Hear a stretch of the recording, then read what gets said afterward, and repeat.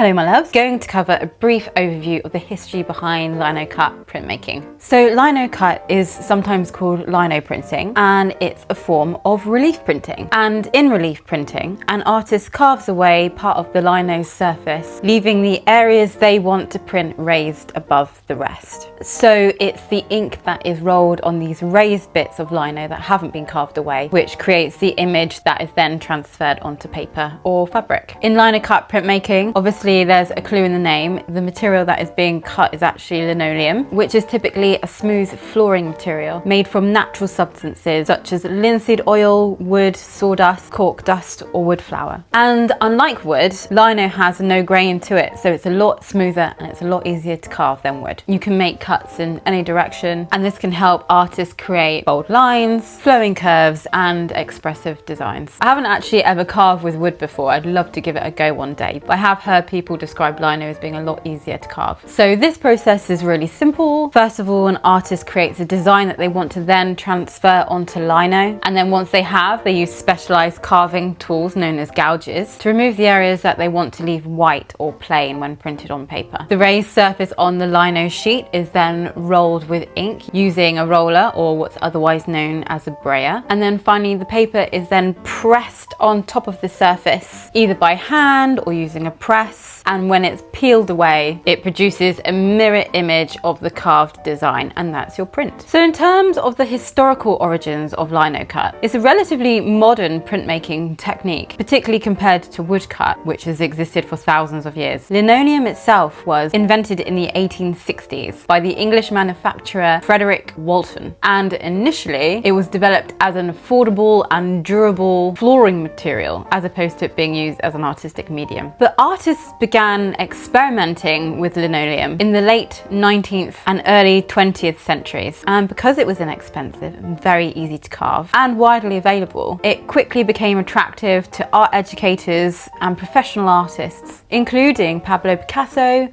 Henri Matisse, Kandinsky, and many others. And Linocut began gaining popularity in the early 20th century, particularly among artists that were seeking simplified, bold designs and strong graphic effects. And the technique was very well suited to the artistic movements of the time, including modernism, expressionism, and social realism. And one of the earliest groups to embrace Linocut was actually German expressionists. And these artists valued emotional intensity, bold contrast, and simplified forms. And so Linocut's ability to create striking black and white images matched with their artistic goals. And artists associated with groups such as Die Brücke experimented extensively with relief printing techniques, and the rough textures and bold contrasts that were created through Linocut techniques became very powerful tools for visual expression. In Britain, Linocut as a technique began to flourish through the 1920s and 1930s, and a significant development was the rise of coloured lino prints, and so that involves using either multi-block lino prints or reduction techniques where you gradually carve away from the same block to build up layers of different colours. And one of the most influential teachers was someone called Claude Flight, and he was an artist and a teacher at the Grosvenor School of Modern Art in London, and he encouraged his students to use Linocut to capture the energy and movement of modern life. His students included notable artists such as Sybil Andrews and Cyril Power, whose dynamic prints of trains, athletes, and urban scenes helped to establish Linocut as a respected art form. And so within lino printmaking, there are typically two main approaches. You have single color printing and then multicolor printing. And in a single color print, it is, as the name suggests, it involves carving one single block of lino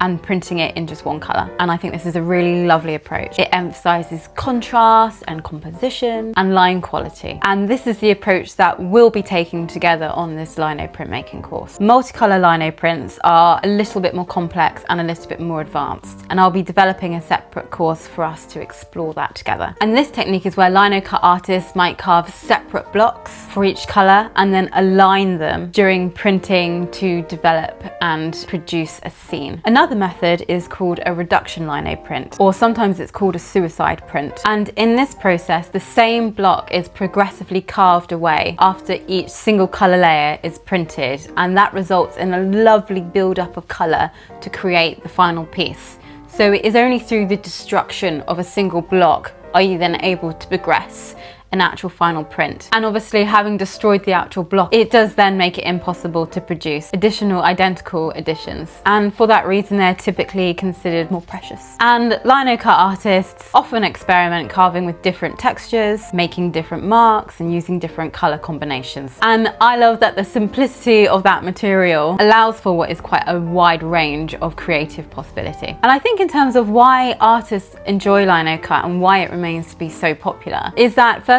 it is so accessible. Like, compared to other types of printmaking approaches that exist in the world, Linocut actually requires relatively inexpensive tools and materials. And you also don't need a lot of space. It's something that can be done at the kitchen table. And as a beginner, the basic process behind lino printing can be learned very quickly, while more experienced learners can then continue to develop their own creative practice. Secondly, I think that the medium also encourages some quite strong design work, and some artists can tend to work with lino in a way that simplifies shapes and designs through considering sort of positive and negative space, what will remain on the block versus what will be carved away. And so I do think there is something to say about how lino can help in this way to create quite powerful and memorable designs. And then thirdly, I think another reason why it has become so popular is that, unlike other creative endeavors like painting, multiple copies can be produced from a single block, and each print is still part of the original creative process. And so that makes Linocut attractive to both artists. It's very rewarding, and there's a level of repetition where you can create multiple prints